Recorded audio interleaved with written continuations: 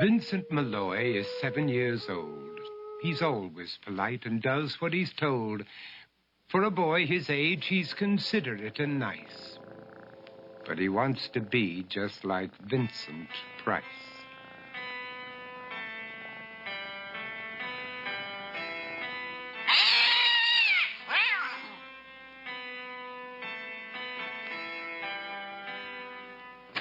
He doesn't mind living with his sister, dog, and cats, though he'd rather share a home with spiders and bats.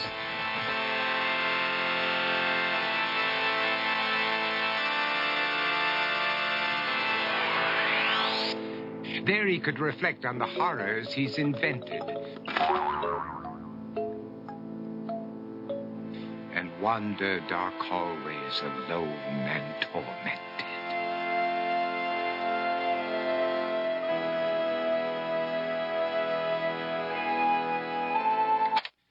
Vincent is nice when his aunt comes to see him, but imagines dipping her in wax for his wax museum.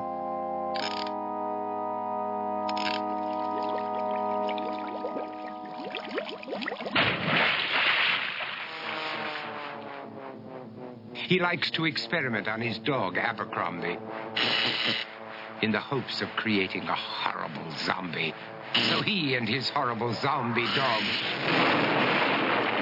could go searching for victims in the London fog. His thoughts, though, aren't only of ghoulish crime. He likes to paint and read to pass some of the time. While other kids read books like Go, Jane, Go, Vincent's favorite author is Edgar Allan Poe. One night, while reading a gruesome tale, he read a passage that made him turn pale. Such horrible news he could not survive, for his beautiful wife had been buried alive. He dug out her grave to make sure she was dead, unaware that her grave was his mother's flower bed. His mother sent Vincent off to his room. He knew he'd been banished to the Tower of Doom, where he was sentenced to spend the rest of his life alone with the portrait of his beautiful wife.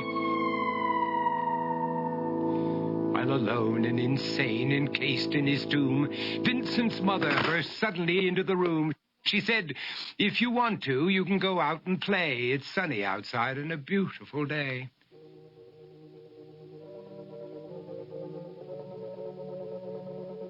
Vincent tried to talk, but he just couldn't speak. The years of isolation had made him quite weak. So he took out some paper and scrawled with a pen, "I am possessed by this house and can never leave it again." His mother said, "You're not possessed and you're not almost dead. These games that you play are all in your head. You're not Vincent Price, you're Vincent Malloy. You're not tormented or insane, you're just a young boy. You're 7 years old and you are my son. I want you to get outside and have some real fun." Her anger now spent, she walked out through the hall.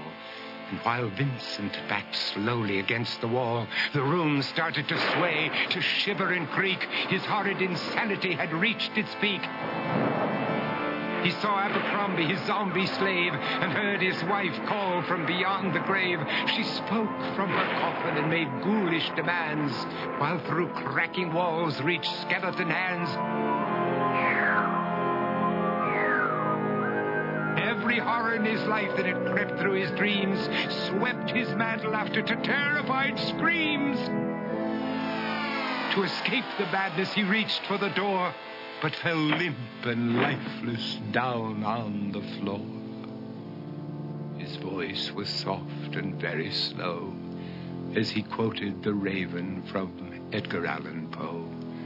"And my soul from out that shadow that lies floating on the floor shall be lifted nevermore."